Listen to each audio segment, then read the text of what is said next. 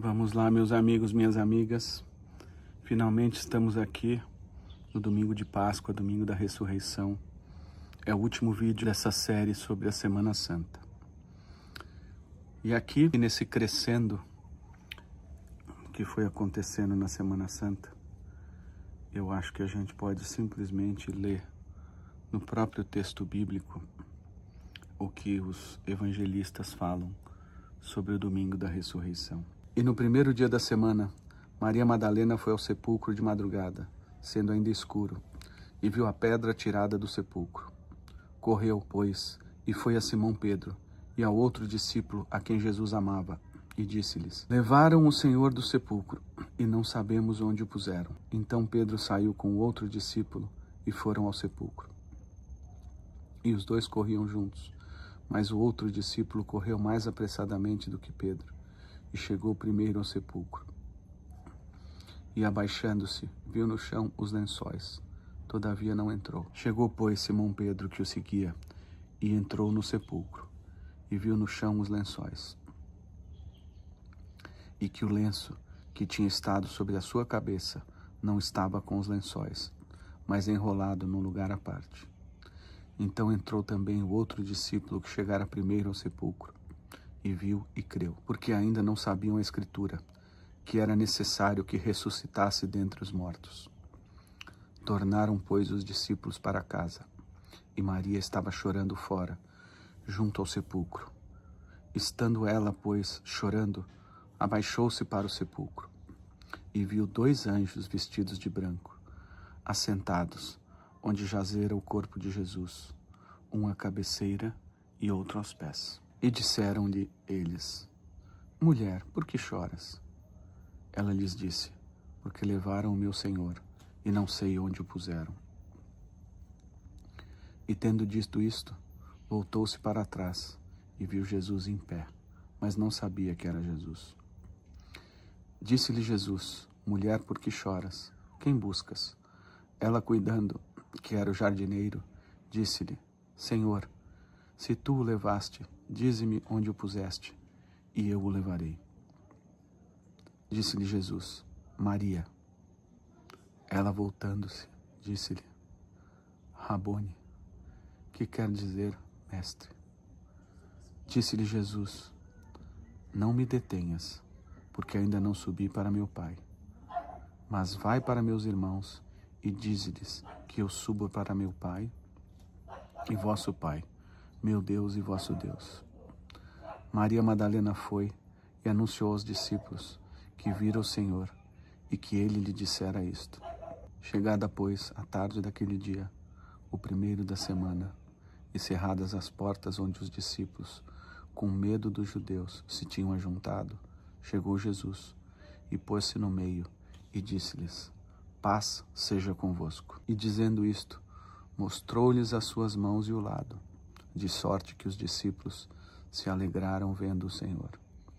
Disse-lhes, pois, Jesus outra vez: A paz seja convosco. Assim como o Pai me enviou, também eu vos envio a vós. E havendo dito isto, assoprou sobre eles e disse-lhes: Recebei o Espírito Santo. Aqueles a quem perdoardes os pecados, lhes serão perdoados, e aqueles a quem os retiverdes, lhes serão retidos. Ora, Tomé, um dos 12, chamado Dídimo, não estava com eles quando veio Jesus. Disseram-lhe, pois, os outros discípulos: Vimos o Senhor. Mas ele disse-lhes: Se eu não vir o sinal dos cravos em suas mãos, e não puser o meu dedo no lugar dos cravos, eu não puser a minha mão no seu lado, de maneira nenhuma o crerei. E 8 dias depois, estavam outra vez os seus discípulos dentro, e com eles Tomé. Chegou Jesus, estando as portas fechadas, e apresentou-se no meio e disse: Paz seja convosco. Depois disse a Tomé: Põe aqui o teu dedo e vê as minhas mãos. E chega a tua mão e ponha no meu lado. E não sejas incrédulo, mas crente. E Tomé respondeu e disse-lhe: Senhor meu e Deus meu. Disse-lhe Jesus: Porque me viste, Tomé, creste. Bem-aventurados os que não viram e creram. Jesus, pois, operou também em presença de seus discípulos muitos outros sinais que não estão escritos neste livro. Estes, porém, foram escritos para que creiais que Jesus é o Cristo, o Filho de Deus, e para que, crendo, tenhais vida em seu nome. Depois disto, manifestou-se Jesus outra vez aos discípulos, junto ao mar de Tiberíades, e manifestou-se assim. Estavam juntos Simão Pedro e Tomé, chamado Dídimo, e Natanael, que era de Canaã na Galiléia, os filhos de Zebedeu e outros 2 dos seus discípulos. Disse-lhes então Simão Pedro: Vou pescar. Dizem-lhe eles: Também nós vamos contigo. Foram e subiram logo para o barco, e naquela noite nada apanharam. E sendo já manhã, Jesus se apresentou na praia, mas os discípulos não conheceram que era Jesus. Disse-lhes, pois, Jesus: Filhos, tendes alguma coisa de comer? Responderam-lhe: Não. E ele lhes disse: Lançai a rede para o lado direito do barco e achareis. Lançaram-na, pois, e já não a podiam tirar, pela multidão dos peixes. Então aquele discípulo a quem Jesus amava disse a Pedro: É o Senhor. E quando Simão Pedro ouviu que era o Senhor, cingiu-se com a túnica, porque estava nu, e lançou-se ao mar. E os outros discípulos foram com o barco, porque não estavam distantes da terra, senão quase 200 covados, levando a rede cheia de peixes. Logo que desceram para a terra, viram ali brasas e um peixe posto em cima e pão. Disse-lhe Jesus: Trazei os peixes que agora apanhastes. Simão Pedro subiu e puxou a rede para a terra, cheio de 153 grandes peixes. E sendo tantos, não se rompeu a rede. Disse-lhe Jesus: Vinde, comei. E nenhum dos discípulos ousava perguntar-lhe: Quem és tu? Sabendo que era o Senhor. Chegou, pois, Jesus e tomou o pão, e deu-lhes, e semelhantemente o peixe. E já era a 3ª vez que Jesus se manifestava aos seus discípulos, depois de ter ressuscitado dentre os mortos. E depois de terem jantado, disse Jesus a Simão Pedro: Simão, filho de Jonas, amas-me a mim mais do que estes? E ele respondeu: Sim, Senhor, tu sabes que te amo. Disse-lhe: Apacenta os meus cordeiros. Tornou a dizer-lhe 2ª vez: Simão, filho de Jonas, amas-me? Disse-lhe: Sim, Senhor, tu sabes que te amo. Disse-lhe: Apacenta as minhas ovelhas. Disse-lhe 3ª vez: Simão, filho de Jonas, amas-me? Simão entristeceu-se por lhe ter dito 3ª vez: Amas-me? E disse-lhe: Senhor, tu sabes tudo, tu sabes que eu te amo. Jesus disse-lhe: Apacenta as minhas ovelhas. Na verdade te digo, que quando eras moço, te cingias a ti mesmo, e andavas por onde querias. Mas quando já fores velho, estenderás as tuas mãos, e outro te cingirá, e te levará para onde tu não queiras. E disse isso, significando com que morte havia ele de glorificar a Deus. E dito isto, disse-lhe: Segue-me. E Pedro, voltando-se, viu que o seguia aquele discípulo a quem Jesus amava, e que na ceia se recostara também sobre o seu peito, e que dissera: Senhor, quem é que te há de trair? Vendo Pedro a este, disse a Jesus: Senhor, e deste que será? Disse-lhe Jesus: Se eu quero que ele fique até que eu venha, que te importa a ti? Segue-me tu. Divulgou-se, pois, entre os irmãos este dito, que aquele discípulo não havia de morrer. Jesus, porém, não lhe disse que não morreria, mas: Se eu quero que ele fique até que eu venha, que te importa a ti? Este é o discípulo que testifica destas coisas e as escreveu, e sabemos que o seu testemunho é verdadeiro. Há, porém, ainda muitas outras coisas que Jesus fez, e se cada uma das quais fosse escrita, cuido que nem ainda o mundo todo poderia conter os livros que se escrevessem. Amém. Meus amigos, é lindo, né? Tem algumas coisas aqui para compartilhar com vocês muito importantes. Deixa eu ver aqui. Primeira delas, muito importante. Há uma diferença entre o Jesus e o Cristo. Jesus é aquele que nasce e vive até os 30 anos. Jesus do Evangelho de Lucas, porque há também uma distinção entre o Evangelho de Lucas e de Mateus. Nós não vamos tratar disso agora. Mas o Jesus do Evangelho de Lucas, ele nasce e vive até os 30 anos. No batismo do Jordão, o espírito solar do Cristo se une ao corpo astral, ao corpo etérico e ao corpo físico de Jesus de Nazaré. E esse, com seu eu, com seu espírito, abandona aquele corpo, fazendo um enorme sacrifício para um ser humano, doando todos os seus corpos como veículos para o Cristo. O Cristo, então, habita aqueles corpos durante 3 anos. E é isso que o livro Os 3 Anos vai nos revelar, o que acontece nesses 3 anos. Onde o Cristo aperfeiçoa o corpo astral de Jesus de Nazaré, o corpo etérico e o corpo físico dele. E aí a gente tem os eventos do martírio, da crucificação e morte e da ressurreição. E aí, meus amigos, o que a ciência espiritual, o cristianismo esotérico, a antroposofia nos revela é que a vida do Cristo verdadeiramente é aquela que se dá da ressurreição até a ascensão. O Cristo só viveu sobre a terra verdadeiramente durante esses 40 dias. Os 3 anos anteriores do batismo até a ressurreição podem ser comparados a uma gestação de um ser humano. Os 9 meses da gestação do ser humano correspondem aos 3 anos da gestação do Cristo, conforme o seu espírito ia encarnando, ia descendo sobre cada um dos corpos de Jesus de Nazaré. O espírito do Cristo vai se unindo gradualmente a cada um desses corpos. E depois dessa gestação, a vida dele se inicia com a ressurreição.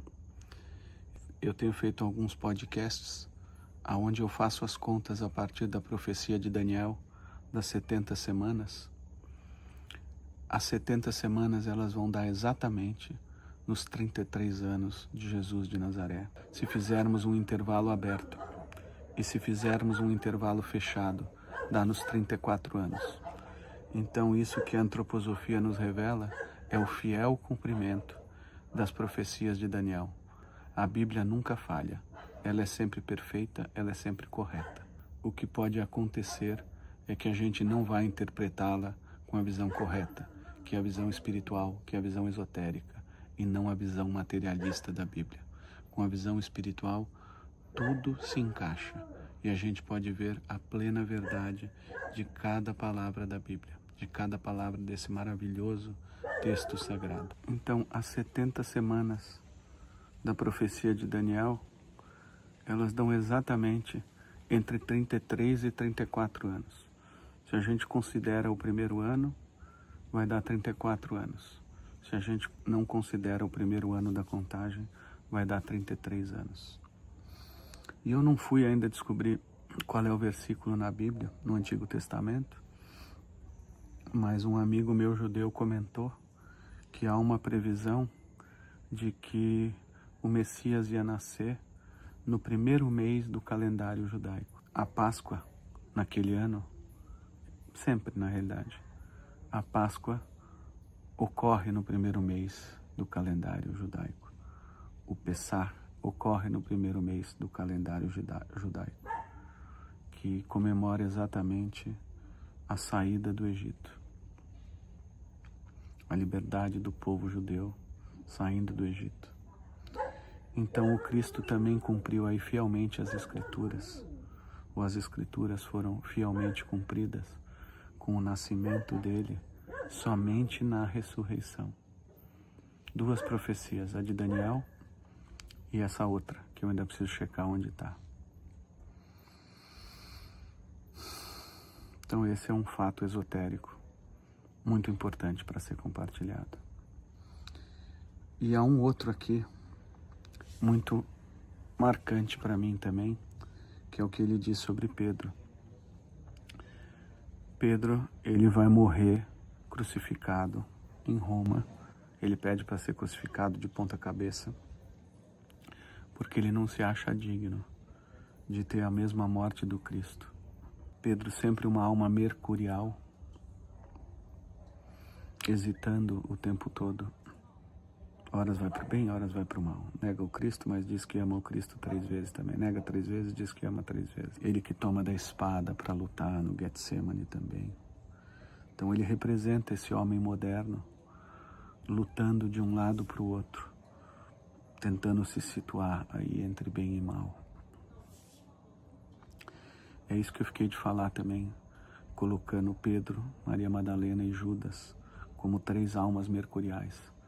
Maria Madalena transforma todo o amor carnal, tudo aquilo que é sexual nela, ela transforma em devoção. E ela aprimora, é o primeiro ser humano que tem perfeccionada a sua alma da sensação. De outro lado, a gente tem Judas, que cai completamente no torpor arimânico, satânico, nesse torpor de escorpião aí, num grau muito elevado, em que o egoísmo é totalmente destrutivo. Ele vai para um extremo da possessão, da alienação do seu espírito, da alienação do seu eu, num estado de total possessão espiritual. E entre os dois, nós temos Pedro, essa alma mercurial, que oscila o tempo todo. E o Cristo diz para Pedro que quando ele for mais velho, ele não vai ir para onde ele quer. E Pedro, então, ele é crucificado de ponta cabeça, porque ele pediu para não ser crucificado como mestre. Só que ele estava fugindo de Roma, um pouco antes disso. E aí Cristo aparece para ele na Via Ápia, entre o Coliseu e as catacumbas, e diz a ele: Quo vadis, homine? Onde você vai, homem? Pedro se dá conta do que ele estava fazendo. Ele estava fugindo do seu próprio destino. E aí ele volta para Roma e lá ele é preso e logo depois crucificado. E no local onde isso acontece, na Via Ápia, tem uma capela. E nessa capela tem o quadro, o original do Jesus Misericordioso, de onde saem os raios vermelhos e azuis do coração do Cristo, irradiando para toda a humanidade. Isso simboliza o corpo etérico e o corpo astral do Cristo, sendo irradiado, disponível para todos os seres humanos que querem se ligar a Ele e que podem se ligar a Ele, pelo trabalho interior que eles fazem para a sua própria evolução. E é muito através destes corpos, que são infinitos, o Cristo pode replicar quantas vezes Ele quiser o seu corpo astral e o seu corpo etérico. É através destes corpos totalmente perfeccionados pelo Cristo, destes corpos astral e etérico perfeitos, porque foram assim aperfeiçoados pelo Cristo. Esses corpos é o que nos permite também os graus mais elevados da nova clarividência crística. É o próprio contato, a própria comunhão com o ser do Cristo através dos seus corpos, o que nos permite esse fenômeno da clarividência. E aí, meus amigos, para finalizar, eu queria dizer também que o grande representante da clarividência, como mestre, eu já falei isso antes, é Cristiano Rosacruz. E esse mesmo Cristiano Rosacruz é aquele que se encarnou como São João Evangelista, o discípulo que Jesus amava e que está aqui nesse diálogo final. Ele aparece aqui como aquele de quem Pedro faz a pergunta. E qual é o mistério nessa pergunta e da resposta do Cristo? O que acontece é que Cristiano Rosacruz, ele, numa das suas vidas, passou por um processo espiritual muito intenso que o permite reencarnar a todo século. Então é isso que o Cristo queria dizer dele. O Cristo quis que São João Evangelista reencarnasse a todo século para ser guia dos homens, para nos ser o mestre que nos permite e nos ajuda nesse caminho do desenvolvimento da nova clarividência crística.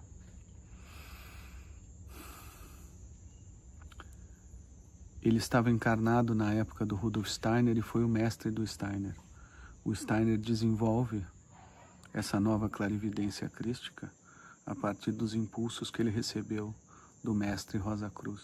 Ele aperfeiçoa essas capacidades clarividentes dele, que o permitiram trazer toda a antroposofia através do contato que ele teve com o Mestre Rosa Cruz encarnado. E eu sou dessa corrente do Mestre Rosa Cruz, assim como eu sou da corrente da antroposofia e assim como eu sou da corrente do maniqueísmo. E num dos nossos podcasts aqui futuros, esse ainda não está gravado, nós vamos falar muito sobre essas três correntes de desenvolvimento espiritual da humanidade, sempre contextualizando esse aspecto tão importante do desenvolvimento dessas capacidades espirituais, dos dons do Espírito, dos dons proféticos, da clarividência, do estudo da ciência espiritual com o nosso cérebro etérico, que também é um dom do Espírito, para que a gente possa lidar com todos os desafios do momento atual, de todos os desafios da humanidade daqui para o futuro, porque cada vez mais a batalha espiritual se intensifica, cada vez mais essas forças adversárias têm poder e a gente precisa também desenvolver uma maior relação com o Cristo e com as hierarquias espirituais para poder enfrentar e vencer essas batalhas. A paz do Senhor esteja com todos nós. Amém.